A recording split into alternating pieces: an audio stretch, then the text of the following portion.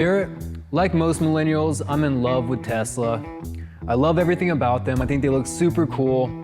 This Model Y back here has a stealth wrap, just in case you guys were wondering, tinted headlights and tail lights, and it's even got carbon fiber PPF on the inside.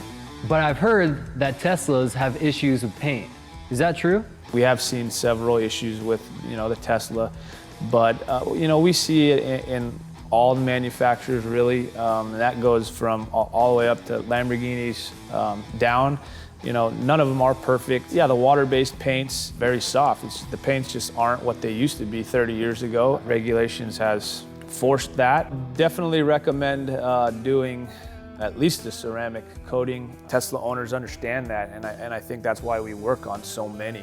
I mean, you can't come to my shop one day without a Tesla being here. There's always at least one.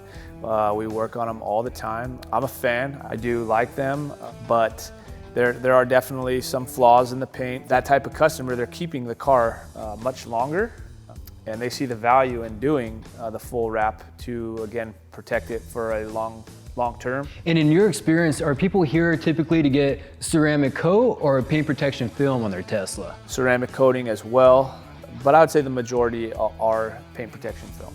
Next week, we are doing ceramic coat. So if you have any ceramic coating questions, please leave them in the comments as well. Other than that, thanks for watching.